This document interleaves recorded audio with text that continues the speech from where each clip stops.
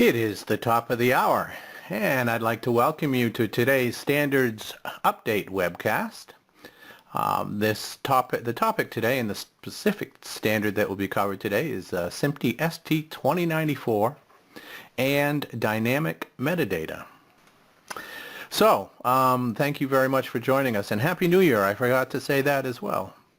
I am your host, Joel Welch, SMPTE's Director of Education. If this is your first time with SMPTE Standards Update webcasts, we do them quarterly. They typically are an hour. Sometimes they go over because of questions and such, and that's an important part of the webcast. We try to make them interactive as much as possible, but a lot of that is up to you, actually. We'll give you opportunities to ask questions, but questions will be accepted throughout the webcast as long as it doesn't cause us to fall behind. Let's see, they are recorded, as I mentioned before we actually started, and they are made available on demand on both SMPTE.org and YouTube. They're on YouTube because SMPTE standard updates are free to everybody. We want to make sure that everybody understands the important work that SMPTE volunteers are doing in standards development. And by the way, our speaker is one of those volunteers putting in a lot of time to work on SMPTE standards. Views and opinions expressed during this SMPTE webcast are those of the presenters and do not necessarily reflect those of SMPTE or SMPTE members. The webcast is presented for informational purposes only. Any reference to specific companies, products, or services does not represent promotion, recommendation, or endorsement by SMPTE. And returning speaker, very special guest, is Lars Borg, Principal Scientist in Digital Video and Audio Engineering at Adobe.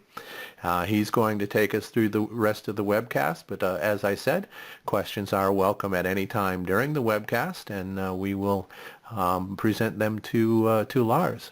So Lars, without further delay, the floor is yours. Thank you. So welcome, and on the attendee list I see many names that I recognize on the attendee list, so you guys should know this already. But anyhow, welcome. So I don't know how much you know about HDR television systems as such, so I'm going to spend some time talking about the HDR before I talk about the topic of dynamic metadata. And the benefit of dynamic metadata, or the need of dynamic metadata, is tied to the fact that the HDR systems are radically different from SDR systems. So those system differences are important to understand before we understand the need of dynamic metadata. So I'm going to cover that, and the need of tone mapping and different tone mapping options that are provided in different systems before we get into the actual standard. So half of my presentation is actually not about the dynamic metadata standard, but about the preconditions that make it necessary. So let's jump right in. And I think Joel said this, but do please ask questions as we go along instead of waiting at the end. I learned that switching slides back to slide 17 is kind of complicated, so I'd rather have a question when we're on slide 17. So what is HDR? Let's compare I like to talk about the color volumes. So let's talk about the color volumes as we know them today. HD, our favorite 709, that's a 2K, let's call it 2K for simplicity. Let's call that a slim color volume. It's modest in color gamut, and it's modest in dynamic range. So we got BT 2020 or ultra high def, the 4K versions, the 8K versions. The 4K versions allow both the slim color model, just higher resolution, but it also includes an option for a wider color gamut where we can have much more colorful, much increased colorfulness, like 40% more colorful colors. The total color volume is about twice the color volume of 709. And when we go to 8K, the wide is the only option, according to the standard, for the color gamut. When we go to HDR, and I'm using BT2100 as a reference, all in BT2100 they're all using the wide color gamut, but they don't have an extended dynamic range. Well, the interesting thing is that BT2100 actually should go 2K, 4K, and 8K, which is interesting, and there have been observations that, well, you don't need higher resolution unless you have a big screen, but you do appreciate the high dynamic range that's provided by HDR. So what I mean by HDR at all? The peak brightness can be up to 100 times brighter than standard Rec. 709, and the darkest points, depending on the display, can be 100 times darker, or whatever that is, 1% of the brightness of. And a standard 709 reference monitor. Now, monitors out in the marketplace, 709 displays out in the marketplace are usually better than, have a wider dynamic range than the reference monitor, but let's use the reference monitor as the reference. So what does this mean? Let's talk about wider colors. So here's a simulation of Rec. 709 colors. We don't have, our simple presentation are still done in the Rec. 709 color space, so we have to simulate everything when we have a wider color gamut. So let's say these are the most saturated colors we can get on a 709 display, simulated. The digital cinema goes into P3, gives you more saturated colors. You can see the red looks more saturated, for example, and the green is slightly more saturated. But the 2020 space that's used for HDR is far more saturated. Now, so you can see that the wide color gamut clearly makes much more deep colorfulness available. Now, why did I include P3? Yes, that's digital cinema, but it also happens to be the main color volume available on current sets of HDR displays. You can't buy in the marketplace a true 2020 TV set. They are really only giving you P3 color gamut. Now they accept an encoding of 2020, but they display it all only in P3. So you can see that there's still ways to go on the consumer side when we can get a true 2020 display. That has a lot of issues with that, so we're not going to go in there. But the key thing is that there's a distinction between what the display does, P3, and what the media does, which is 2020. And that comes also up in the next slide, where I talk about the dynamic range, or the brightness and dynamic range.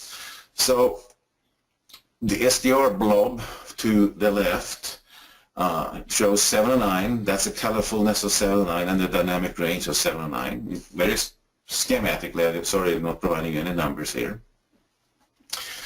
The yellowish boxes says UHDA, OLED, etc. That's Ultra High Def Alliance specifications for the LCD and OLED premium displays.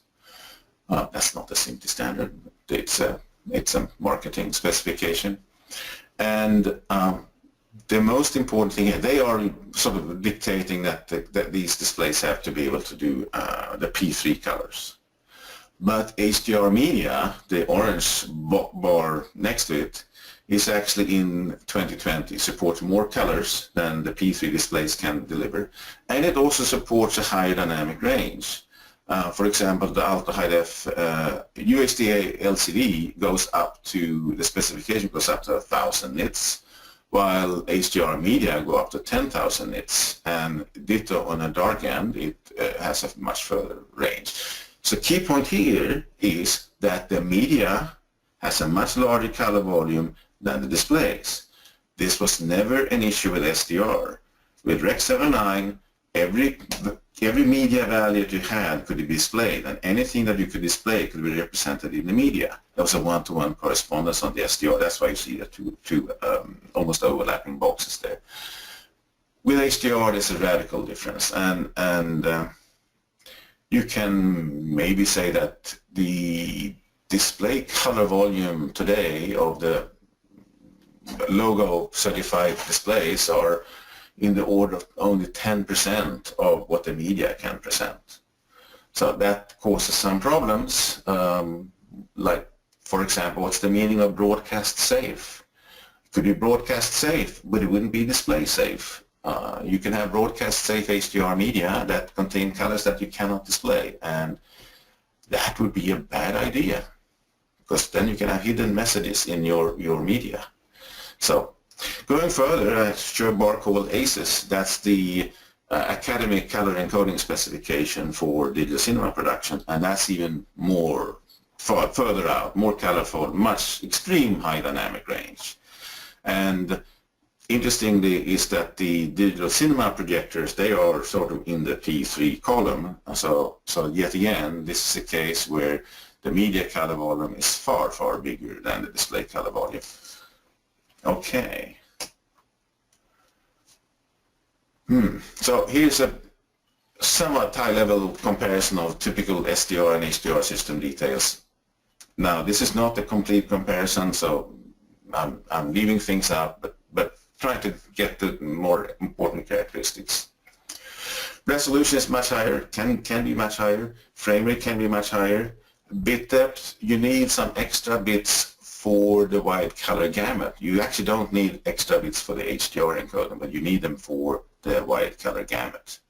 The media color volume, as I said, they are wide and tall, and the display color volume, as I said, goes only up to P3 compared to in the SDR case where there were 7 or 9 both media and display. Typical display peak brightness, if you buy a TV, SDR TV, it probably can do in the order of 300 nits, plus or minus. The studio monitors, if you're following EBU standards, I think that's set to go to 100 nits. On the HDR side, the LCD premium, ultra high def alliance premium logo specifies should be 1000 nits for the LCD and 530 nits for the OLED. Transfer characteristics, yes, you know the Rec 709 curve, but actually the display transfer characteristics is the BT1886 for the Gamma 2.4. That's not a suitable HDR encoding, so HDR encoding uses either the PQ curve or the HLG curve, which are far better for high dynamic range content. They don't waste bits in the high end that a gamma encoding would do. Color models, there's a new color model coming called ICT-CP, which is a constant intensity encoding. I have not seen that being used anywhere yet, but it is in the 2100 standard. Compressions, we have several compression formats available for SDR. For HDR, we really want to use the HDVC encoding, which is then a radical improvement on ABC. Color volume metadata, this is where the key important part comes here. There is no color volume metadata in any of the SDR TV standards. We don't need it there. When it comes to HDR TV, yes, there are systems that have no metadata. Systems that have, I'm calling it HDR10, which actually I realize is not quite correct. It's HDR10 with static metadata. Or you have ST2094 with dynamic metadata. Now, we will discuss in detail later on what that means. There's my next class. So, okay, we're going to make HDR programs. Well, actually, wait, we're going to make SDR programs too. For the foreseeable future, your market, whatever program you produce, will be SDR. Keep in mind that it's been 20 years since we introduced HDTV, and still, most channels, at least in my home, are SD standard definition TV channels. There are some HDR channels, but most of the channels are standard definition. Most homes that have HD TV sets also have an old SD TV set at home. Maybe it's in the kids' bedroom, maybe it's in the garage, who knows, but there's usually standard def TV as well in there. So and this has been going on, like HD TV came to the market 20 years ago. So this introduction, this transition has taken a very long time. It's going to be the same for HDR TV, maybe not 10, 20 years, but right now the main target for most programs is the SDR market. So what do you grade first if you're going to make an HDR and SDR program? I asked some students what they do, and here are some ways they handle it. Some of them like to do the HDR version first. That's I call it the most exciting version because people think that HDR content look more exciting than SDR content. So they'd like to do the HDR content first. Interestingly, you can then actually do the SDR grade from the HDR media. This might be the best if you're doing real-time workflows and you're going to produce HDR and SDR in parallel to actually do the HDR grade first, but practice will tell if that's workable. There are other studios that are actually doing the SDR version first because that's where the money is. Why spend time on doing an HDR version when I really need to get the SDR version to the marketplace, because most of the cinemas and most of the homes are only being able to watch the SDR version, so make the money maker first, at least for 2017, maybe even for a few more years. SDR will be the money maker.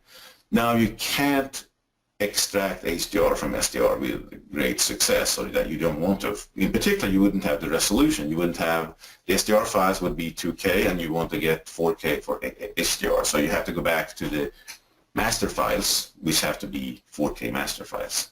That's fine, but still you can carry over all the mastering and all of the color grading information that you did for SDR. You usually can apply it to the HDR version, so you save time. If you have lots of money, you can actually do the HDR and SDR grades independently. Yes, you will do one master edit, hopefully so that the programs are the same, but you will do the color grading independently. And some studios do that. The interesting thing here, though, is it's very hard to get the colorists to do both the HDR and SDR version, in particular if you ask them to do it the same day, because your vision has been sort of sabotaged by seeing the HDR version, and then the SDR version looks all wrong. So sometimes the color grades are done with two different colorists, or you at least wait to the next day before you do the SDR grade. I'm not including here automatic conversion between HDR and SDR. That's a separate discussion. Lars, we do have a question. Yes. Okay. Mitchell asks, with SDR first mastering, are we just putting SDR content into HDR media?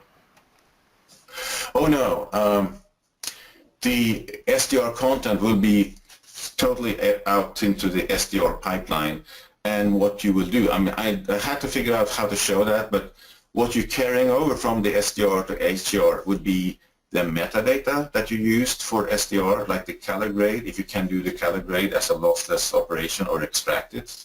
But you have to go back to the master files, because the SDR media would be 2K only, and you don't want to up-res it to 4K. Your media might hopefully has true 4K resolution and HDR content, so you will carry metadata from the SDR version, or however you can convey the grading that you did. And you can actually do that in some system by just doing a conform differently, specify it differently. So no, we're not trying to reuse the SDR media for the HDR version. Thank you very much. That's all the questions we have for now. Okay. So tone mapping. Why do I need tone mapping? Well, here's a sunset picture in SDR mode. Unfortunately, we cannot do SMPTE seminars in HDR mode. PowerPoint doesn't support HDR, and actually most of the distribution channels don't support HDR for presentation. So it will be really hard to demo HDR images in the near future, so we'll not even try. So this is what you have as SDR images. You can imagine that the HDR original was much more interesting, or better, and the clipped version to the left shows that the sky is being clipped and the foreground is very dark. But that's what you would get if you just did clipping. Okay, true confession, I did this on my cell phone camera in HDR mode, and it produces two images. It produces a regular image and an HDR, so-called HDR image, which is not what we talk about for HDR TV, but it's rather a tonally compressed image into SDR space. So if you compare these two, we can see more of the highlights and shadows to the right that are lost to the left, but there's a washout in general, and there are also some artifacts because of HDR tonal compression. None of this would be classified as good images, hopefully, by a colorist. The colorists would like to be better. But the key point is, these are both approximations of what it would have been on the HDR TV set. If I'm taking my HDR program and delivering it to a display that has a smaller color volume than my mastering display, I have to figure out how to make it look good. Tone mapping is an essential step in that process. How do I do that? Do I get result left or result right or something much better? That's sort of where we often need a colorist to control the color grading to a lesser capable display. So let's say I have done everything with SDR and now I'm ready to expand into HDR. What are my options to go into HDR? Well, there's a trade-off. You can aim for simplicity, or you can aim for a standout experience, or somewhere in between. And here are 4 options that I kind of ranked, and other people might feel that that's not a fair ranking, but that's okay. This is just my opinion about the ranking. At the bottom part, you have HLG and PQ. Why did I put them in the bottom part? Well, they have no metadata, and therefore they don't have the capability natively to adjust to a perfect representation on an HDR display that is different from the mastering display. At the higher levels, HDR10 with static method is available in the Ultra HD Blu-ray format, and I'll explain why that is a step forward. And at the top of the line, of course, put our dynamic metadata standard ST2094. And at this point of what's available, it seems to me that the dynamic method can deliver the highest quality experience on a wide range of displays. But it is more complexity, so higher cost. So the question is, when is the proper time to use it? I'm not going to go into that discussion. So what can I do with tone mapping? Well, if I have HDR10, for example, that contains a static metadata, what do I get? I get, in the metadata stream, I get values that talk about what's the peak brightness of the media. So let's say the peak brightness of the media is 4000 nits, but my display is 500. So I have the metadata item 4000 and 500. So I do a tone mapping of all of the content to not clip, to be tonally compressed and not clip until we get to 4000 nits. So we compress it from 4000 to 500 using that tone curve in the middle. But the problem with this is, yes, my 4000 nit picture will look great. Will look as good as it can on a 500 nit display. But unfortunately, this also compresses the other images in ways I did not want them to be compressed. So this is not optimal for the dark scenes in the contents. It's optimal for the brighter scene, but not for the dark scenes. Lars? So, yes? Is it a convenient time to for someone to ask a verbal question about the previous slide, or? Sure. Okay. Let me bring Danielle online here. I shall find Danielle in the list. Apologies for interrupting, but let's see. Danielle, you are now speaking to Lars. Hi Lars, it's Daniele from Filmlight. I have a question about the ranking. I don't want to take any political position here, but why is HLG simpler? And you said it does not provide any adaptation to the display, but actually I think that's not true, because of the HLG specifies with its OOTF a variety of displays from 5000 nits all the way down. So I cannot. Yes. I just want to get the motivation of your ranking, why this should be a simpler, less standing out experience. It does do that adoption, and that means that you get different contrast on a 500 nit display than a 4000 nit display, even for your skin tones. So that's a challenge, and it fits the incoming image to the range of the display. So that means that your contrast depends on the contrast ratio of the display. So if you go from a low contrast display, max to mean luminance being a low ratio versus a high ratio, it fits to that display, but it also then changes the contrast. PQ doesn't do that, but PQ instead can result in clipping of the highlights if you don't have any tonal compression. But PQ leaves the skin tones contrast unchanged. So it's a question, how do you fit big media, how do you fit big media in a small box? And HLG compresses the entire range, while PQ, unless there's anything intelligent in the TV set, it compresses the ends. So PQ leaves the mid-range unchanged, while HLG changes the mid-range. So that's a challenge if you want to if you want to have a certain contrast for the midtones being delivered. That only works for a TV set that matches your mastering display in HLG case, and that to me is a concern. But then all the content is visible on the HLG display by default, but not by default on the PQ display. So these are trade-offs that are not trivial, and I don't even know what the best trade-off is, how to utilize these things the best. I do know that this is also a problem already with SDR. SDR black can be different levels on actual consumer displays, and I do know of people that says I'm not using SDR content below 3 IRE because that's subject to the black level of the display. But 3 IRE is reasonably constant across different SDR displays if they are fluids calibrated. So I hope that answers your question. Thank you. We're at 29 minutes past the hour, Lars. We have one other text question. Do you want to take it, or do you want to wait till later? Oh, we can. Does it relate to this? Let's do it now. It relates to. Well, let me read it. It says This is from Martin. It says I'm interested in the ICTCP color model in Rec 2100. Lars, you mentioned you've not seen this yet. Where do you think it will appear and when? I don't know when. I don't know when it will appear at all. I have to admit, I haven't even myself explored it. I just seen its specification, and it is interesting. Has some interesting capabilities, but I don't know when we will see it in actual experience. So I don't have much info on that one. Sorry. Okay. And the other part of that question was, where would you recommend getting more information about this other than Rec 2100 and the Dolby White Papers?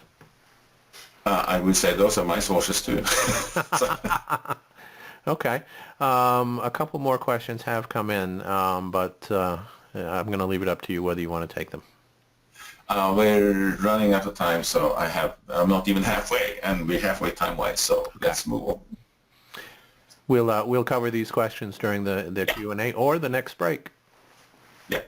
So we talked about HDR10 metadata. Let's talk about dynamic tone mapping, DMCVT. Sorry, the DMCVT was an acronym invented by engineers. That's why it doesn't come off your tongue that easily. It's not like MPEG or something like that you can easily pronounce.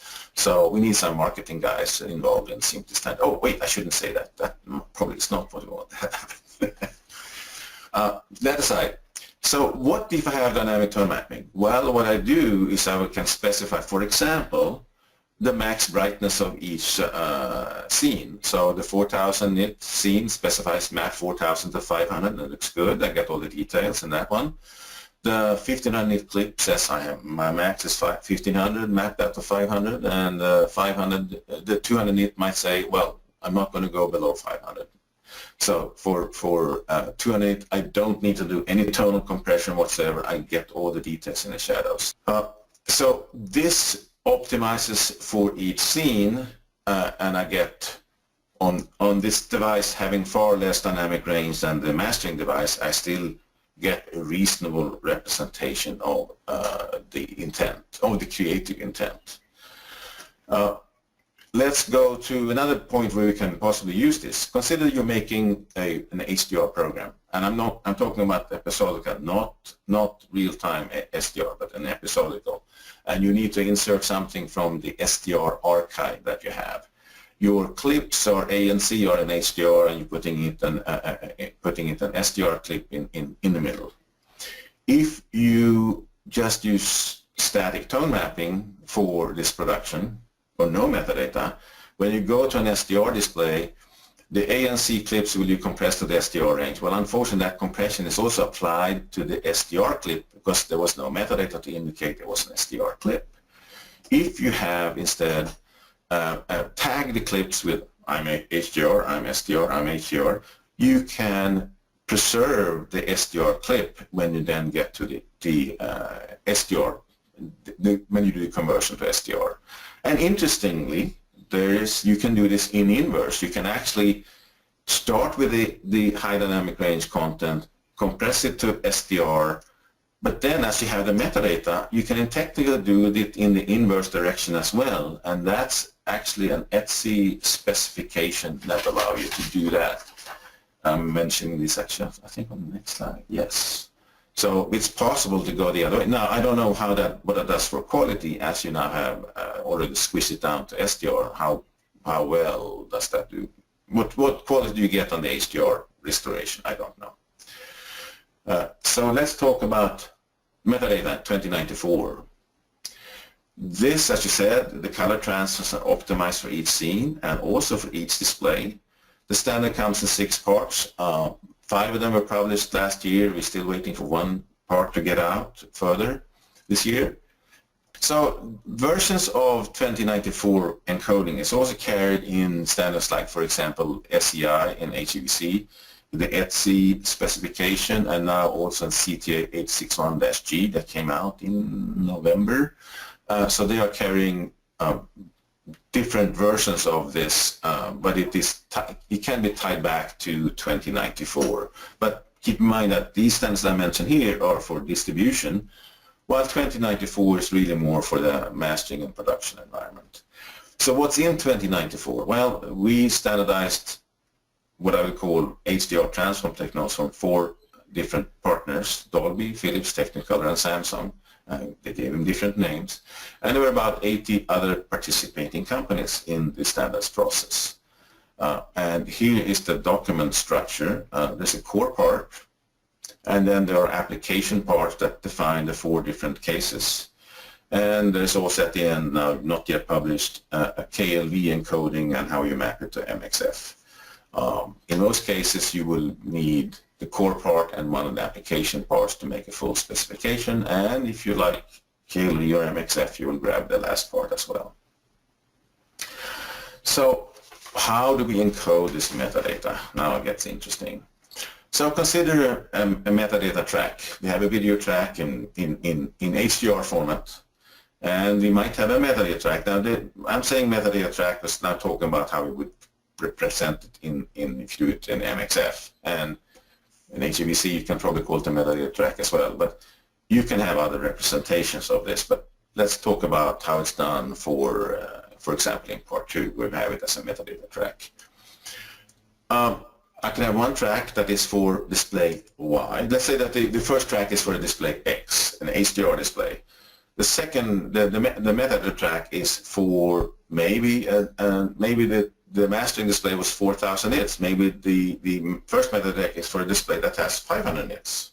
So we have whatever tonal compression we need to do for 500 nits, that's put in this metadata track. And then there's yet another display called Z that has some other specifications, and it might carry metadata for other parts of,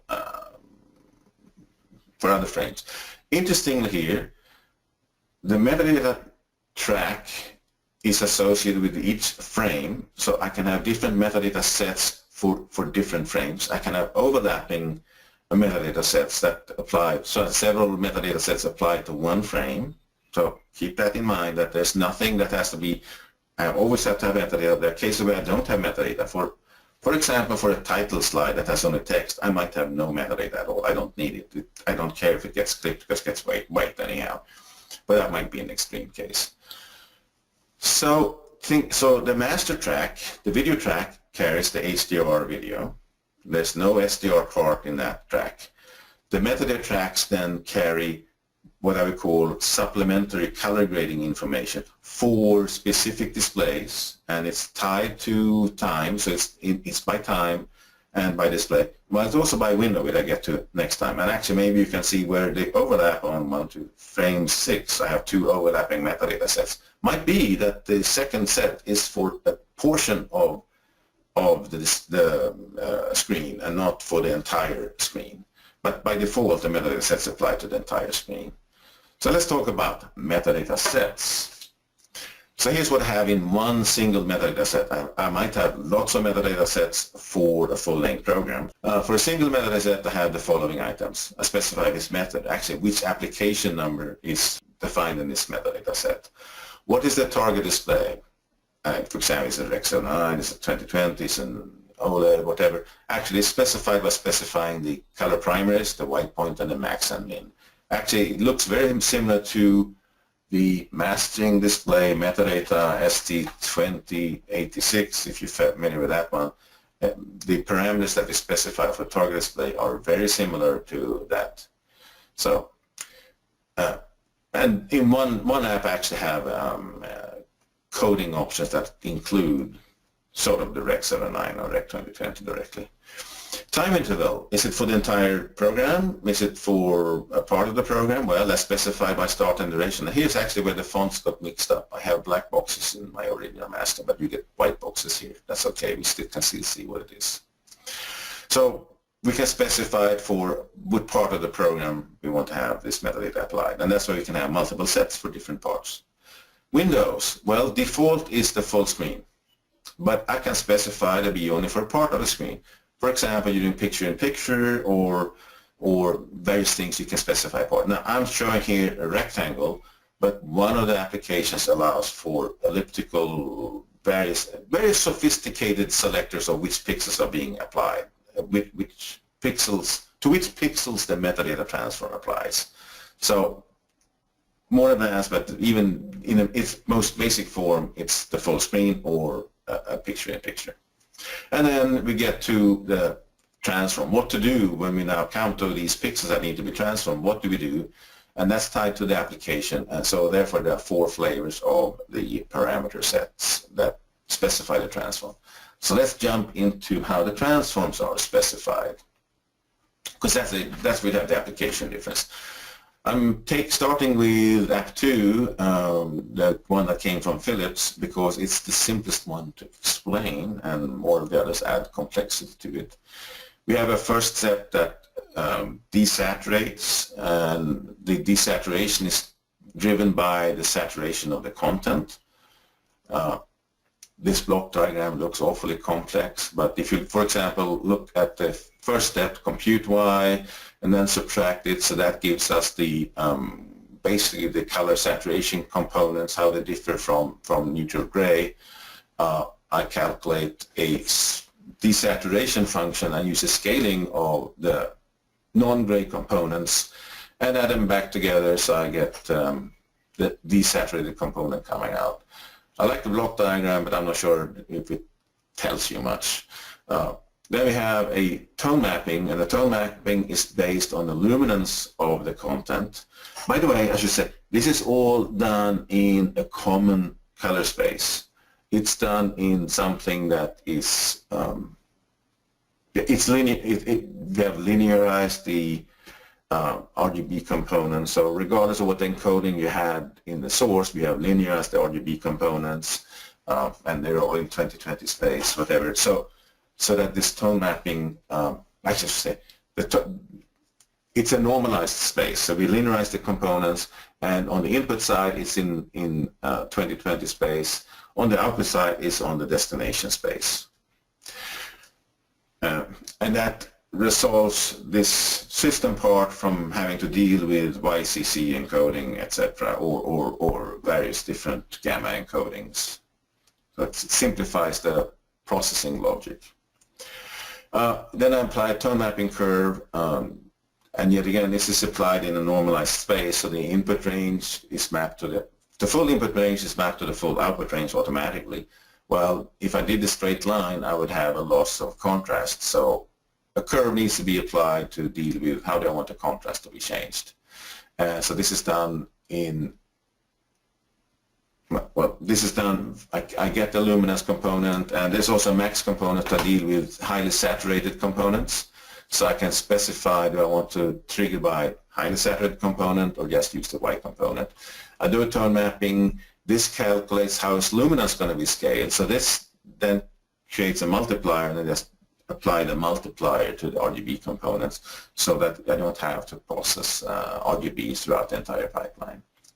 This takes a lot of math. I'm not going to go through the math. You can quickly parse it, I hope.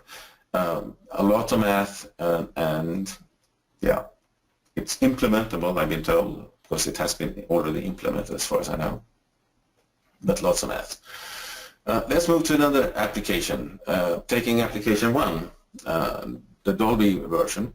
The first part here is actually data-driven. You collect the data automatically from the master clip, and you can therefore apply the first tone core automatically.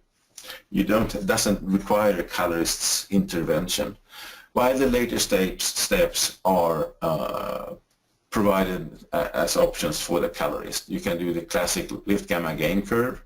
There's a saturation control. You can boost and desaturate, and you can also do detail enhancements. But it's important to note that some of these dynamic metadata transforms are data-driven, driven from analyzing the master clip itself and do some automatic processing. And when that's not enough, you can then apply some manual steps. Let's look at another format, the Samsung format. It adds an interesting feature. It deals with the actual peak luminance of the display. With HDR displays, we have a problem or a challenge. SDR displays, if I said they're typically 300 nits, well, they would, not always, but often, be able to do 300 nit for the full display because it has a simple technology, and depending on the technology, of course, but if it's an LCD-based technology, there's a full backlight, and you just dampen the backlight. Well, the full backlight is probably then at 300 nits. And as you dampen it with the LCD panel, the power consumption of the display doesn't change. You just get more light lost inside the panel. Well, if you have, for example, local dimming, or if you have OLED, in order to get the peak brightness, you have to turn on those selective light sources, the OLED or the local dimming zone. So in order to achieve full screen white, you have to turn on all of these sources, which usually then is power limited. And in one example being, one reviewer evaluated one of the OLED displays and said, yeah, it has a peak of 750 nits, which is pretty good, way above the Ultra High Def Alliance recommendation of 530. But that's for a small area of the screen, 10%. If they brought it to full screen white, they only got 130 nits. That's a huge step from 750 to 130. And that's kind of because of power limiting circuits. So this means you have to plan for that. Well, ideally you would like to plan for that. And the Samsung method includes a provision for calculating what will be the actual peak luminance for this clip. And you feed it, say, I'm going to use this much, I have these many bright pixels in my clip. Oh, okay, that means you will get, the display can only put out 300 nits. Your display here can only put out 300 nits because we can see this metadata curve in there. And then tone mapping is down to that range. So, as I said, this is the only method that has that provision explicitly included. Then there's a tone mapping curve. In this case, it's in a Bezier format. And there's a way to control highly tinted clips so they can be adjusted as well. And there's a step to boost saturation. So now we go to a totally different method. Now there, application 3. This is taking a totally different approach. There is no visible, they have the similar processing steps, but the way this is achieved is totally different. Here you start out with, how should I put this? You make an HDR grade, you make an SDR grade, for example, or two different grades. And then you calculate the metadata by comparing the two grades. It's a data fitting between two grades of the same clip. And the data fitting results in some curves, a matrix, some curves. But there's no manual control. There's nothing you adjust in here. It's all done by comparing two different clips and making sure that you get the conversion from one to the other. So this is a very different way of setting up the metadata. What else do we have? Let's see. We're now getting to the end of the presentation. So how would you do a workflow with dynamic metadata? Mastering. Yes, you would do color grades for the alternate target displays. This will be a non-destructive grade. You don't, unless you have the application 3, it will be non-destructive grade. You embed the color metadata in your master file. You do it manually, or there's some automatic stuff. You say that metadata may be in an MXF file or in a sidecar. We cannot yet carry it on SDI or on IP video, but that's coming. Hopefully they're including that in new standards being developed. Okay, you got your metadata in the mastering stage. In the production stage, and you might need a proper properly configured displays to see the effect of the metadata. For example, you might need a consumer display that has the right support for the metadata you're using. In the production stage, IMF is working on starting to make projects for dealing with dynamic metadata. Dynamic metadata can be put into SCI message, both in AVC and HDVC. It has to be transcoded, of course. You could use the dynamic metadata in the production stage to do the conversion from HDR to SDR. So your archive might be just the HDR format, and then you apply the dynamic metadata to create the SDR version. You might even embed flavors of that metadata in the SDR version as in converted metadata as in line with the ETSI specification, where it actually goes in the opposite direction from SDR to HDR. On the distribution side, metadata can be embedded in video on demand. For example, there are some sources now. Let's just say Dolby Vision is probably the first set of dynamic metadata that is utilized at this point. Dolby Vision is one example, and it's supported as an option for Blu-ray, and I think it's also an option for some of the streaming formats. So they can already carry one flavor of the dynamic metadata, but that's going to be more support added as the industry evolves. You could do this ETSI signal where you have the dynamic metadata signaling, or you might have just extracted an SDR signal. On the viewing devices, you have already support for Dolby Vision displays. HDR10 displays with static metadata are out there as well, and we see there's plans for making displays that support the full dynamic, the 2094 specification. Well, actually in the SCI format. And as I said, if you have an SDR signal with dynamic metadata, it seems like you could be able to extract the HDR from an SDR signal using the SDI specification, ETSI specification. So that's the workflow. Now let's summarize what you have with dynamic metadata. So the dynamic metadata concept, as specified in ST 2094, it can preserve the creative intent that you put in the HDR media across the variety of displays. But yes, you need a colorist often to help you make that expression. We have no specification. You can carry it in files, video streams, and packaged media. The mastering part of this is standardized in SMPTE 2094, but other standards are including it for the on the distribution side. And for fun, I give you this. Now it's not there. Now I give you this eye chart with a list of acronyms that some of them I've been using in this presentation, but you might find it useful. That's the end of my presentation. So we have 8 minutes left for questions. Yes, and I invite our guests to cue your questions now, verbal questions, please. And we do have one from I think the first name is Bay. Bay, I'm going to unmute you now, and if you would just introduce yourself and tell us who you work for, and then ask your question. Hello. Hey, Lawrence. I really appreciate your great presentation. I have a bunch of questions. This is Bei from Intel. I would love to have some questions. So we'd love to understand, know where the dynamic metadata-based tone mapping can potentially change the temporal luminance relationship on the mastering display when it's displayed on the LDR. Not sure I quite understood your question. When we do mastering, the first version, as I said, is typically mastered without any dynamic metadata, and there's still processing in the mastering display to fit it to the mastering display. So sometimes we need to compensate for that.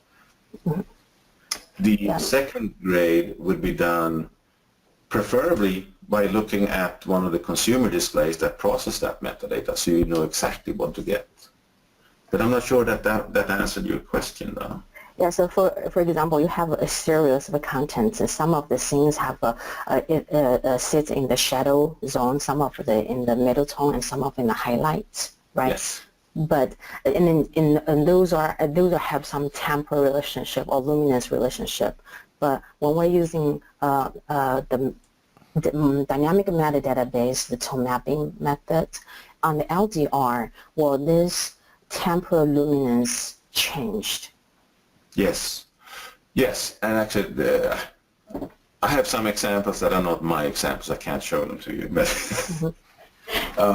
what you need to have is this is why I would say the dynamic metadata approach is not really ideal for real-time workflows. What you want to do is to analyze each clip. First of all, you need to know when the clip starts and ends, and you need to analyze each clip so that you can estimate its peak luminance or average luminance, and then you can go back and apply the transform to that clip. And yes, each clip will then have its own luminance range. First of all, the source has the HDR master has for each clip its specific luminance range, and with the dynamic metadata, you will now get each clip will still have its own luminance range, but then hopefully a new luminance range. So yes, you need, and this is also why it's preferable to do the metadata creation almost as a batch process, that you can analyze the clips and see here's this clip is whatever 100 nits, this clip is 1000 nit, and then create the metadata in sync with that. I see. And then another question is, if we're not using the dynamic metadata, instead using the static metadata, do you think that generating a histogram to analyze the incoming HDR signals can kind of replace the dynamic metadata usage? It can, but it won't give you the same experience. I give you this example. So let's say you have a clip where you're in a dark room and you're opening a door towards a bright outdoors. Your histogram will change during the duration of that clip. Now, for best visual experience, you want to have the same rendering through the entire clip. But you can't do that if you're just looking at the frame at a time. And that's sort of why, this is why any, shall I say, any real-time analysis of the dynamic range has a problem, because it doesn't know what's coming, right? Or you can have a car passing by which has a highly reflective sun reflecting in the window for a moment, and that's only a transient change in the histogram. You don't want that to change how you're rendering the face tones, the skin tones. So that's why you do want to have a full analysis of the clip before you decide what transform. And here's another example. Let's say you're doing an interview, camera left, camera right, person left, person right. But they have two different for some reason they have different brightness levels or maybe different background lights. There's a bright light in one shot and not the other. As you switch between them, you want to make sure that person 1 is always rendered consistently and person 2 independently consistently, even when the camera switches back and forth. Now, a good camera operator can make sure that that happens, but trying to do that sort of on the fly is a challenge, that you really need to look at more than one image to decide how to render it. And that then causes a delay, right? There are boxes out there that do this dynamic conversion from HDR to SDR by introducing a 2-second, I think it was about 2-second delay. That's still not enough for the opening the door case. Probably would, put it like this, a colorist will do a better job on opening the door clip than any automatic analysis today. Thank you, Lars. We do have a few other questions. The next question comes from Danielle. Danielle, if you would introduce yourself and let us know who you work for, you have the floor. Hello. Thanks, Lars, for this presentation. My name is Daniele Siragusano, and I'm working for Filmlight. So we are doing color grading software. I have a question about dynamic metadata. The proposed algorithms you have introduced, they are based on completely different algorithmic. So the result will look different. So I have a practical question that is concerned for the mastering process. So when you master for one of those different applications, let's say I have a Dolby Vision grade now, and my client sells the show also to a vendor which uses a different standard, let's say the Samsung one, then is there in the standard is a kind of a proposal to automatically convert from one dynamic metadata standard to the other, or is the colorist forced to regrade the whole show again for the other version? And if we come up to 3 or 4, is it designed so that the colorist is doing 3 or 4 different HDR trim passes in order to deliver to all of these different standards? I practically don't understand how this works. So to provide you a joke answer, it's for job security for colorists. But Sorry, I didn't get. It's to ensure job security for colorists. Okay, yeah. But will the clients pay for that? No, probably not. And this is definitely a challenge. There are also more options in there that are not being used today. I talked about the window or other than the full screen, for example. None of the implementations are doing the window approach yet. And let me give you some background. The 4 methods are fairly different, and the industry says, we need to have this now. And there was a request to say, could we unify this to a single version? Time did not allow for that to happen. We had to move forward, and even just making these 4 versions to become standardizable took a lot of work. Trying to make them into one version, we would not be done by now. We probably need another year or 2. And we already know that there are new people coming up with new ways of doing this. I said, well, I have an application 5. Can I get it standardized by SMPTE? Because it's going to be better. And this is a developing target, so to say. The way of doing this is evolving as the market figures out how to do this. During our development of the standard, several of the proponents kept improving their methods. They said, well, we know that we should be doing this now. And that's an indication that this is not a mature technology, fully mature technology. Yes, it's being used in the marketplace, and yes, there are systems that use it, but 5 years from now, there might be other applications that perform better or work more universally. We have to recognize that, and we're at the beginning of the HDR cycle, if you want to put. So things are changing more rapidly than we want to. Well, some people want it to change rapidly, but it's hard to accommodate that in a technology solution. So put that aside, yes, there is definitely a question of how do we do conversion between these formats. No one wants to do multiple color grading. One color grade should suffice. Now, there are ways to convert with reasonable precision. For example, all of these transforms could be converted into the application 3 format, because that's comparing two different grades. So we can always create an SDR grade. So let's say we do an SDR grade.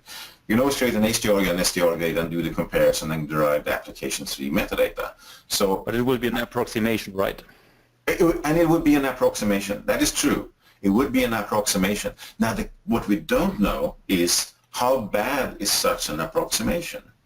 Now, the interesting part is that approximation would not deal with, for example, the Samsung method that automatically detects the peak luminance of the target display. It wouldn't deal with that. So these are challenges, but there's also a market opportunity, or as I say, an industry opportunity. I believe that there are people out there that are smart enough to make very good conversions between these, and that might be the solution. That is probably how the industry is going to go forward. Some people who come up with very good conversion methods that could convert between these two formats. And for the foreseeable future, I don't see any other option to unify them. And I know this was an objection raised very early on. Why do we have 4 formats? Well, do you want it now or do you want it 2 years later? That was really the trade-off. Lars, we have several more questions in the queue. We've passed the top of the next hour, and it really is up to you. Do you want to take a few more questions? And I have the time, so that's not a problem. You're ahead of time? I have the time. Yes, no problem. Okay, good. Go ahead. Good. The next question comes from Joseph. Joseph says, you've described the conversion algorithms. Do you have any thoughts about performing the easier, faster transforms in smart devices? For instance, matrix multipliers of ITU LUTs are easy in FPGA.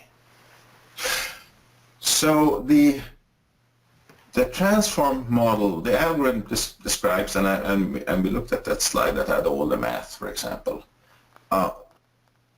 Yes, I've done color transforms and stuff, and I don't do that calculation on the fly for each pixel. Instead, usually this gets calculated in some sort of LUT, and then the LUT is a quick way to apply it to the entire clip. So if the metadata is constant for a clip, you calculate it maybe once, and then you have a couple of seconds where you apply the same LUT throughout. There are other people that know how to implement fast transforms in FPGAs, and I shouldn't go too far in that because that's beyond what I know about. But the original algorithm is not recalculated for each pixel. It's calculated for a representative set of data, and then whatever processing we have in the FPGA takes over and optimizes it and makes sure it's calculated very fast on all the relevant pixels. Thank you. Next question is from Wayne. He says, hi. As the PQ curve is giving more shadow details, I'd like to know if it's possible to keep the contrast of an SDR movie when converting it using a PQ curve. Now you're going to transition between SDR and you're going from SDR to HDR. There are also trade-offs there. Where do you put the brightness level going from SDR to HDR? Where do you put how bright do you make the SDR part? Typically, as I said, the reference monitor is 100 nit, and you probably don't want to put your SDR movie at 100 nit. So, but that's not the question for me to answer, how to convert from SDR to PQ. I think there are other experts that can answer it better than I can. Okay. Next question. As processing on the TV side, as TV set side, will be higher in the with this metadata-driven color transformation, is there a rough projection for the lag that this will introduce, or will that be compensated for by today's more powerful processors in TV sets? I don't know. I don't have the answer for that one. I don't think there will be significant lag, but I have not observed the lag myself, so I can't say specifically what happened in the TV set. Okay. Let's see. Next to last question comes from Greg. What about temporal artifacts as metadata changes? Won't we observe small shifts in hues, saturations of objects as scene lighting changes? In the context of mobile streaming, is it reasonable to expect the display to actually process the metadata in real time? That's a good question. And if we look for, well, it's amazing how much processing power we do have in mobile devices. But let's put that aside. The point about temporal artifacts, that's why it's important that the metadata is calculated for an entire clip and provided with a clip. I mean, it might be provided on a frame-by-frame basis, but the metadata, the transform for the clip should be reasonably constant. Yes, you can actually change. If you're doing a transition, for example, from, let's say, bright scene to a dark scene, and you have a fade between them, you might need metadata for each frame, and the metadata for each frame might be different. That's okay. Now, I'll let the vendors address the performance issue that could arise, but carefully designed metadata should not result in artifacts, at least not sort of visible on the mastering side, and also the key, of course, the key thing is how do you make sure that the metadata is in sync with the video when it arrives to the display device, which should not be hard to accomplish because that's possible with HDVC and the different streaming protocols. So unless you have a weird distribution system, the metadata will be in sync with the video. Now, how long does it take to calculate the proper transform in the receiving device, and how do you apply it? Well, that's a good question, and that hopefully will be, the lag has to be constant because you might have audio going through another channel. You might, for example, have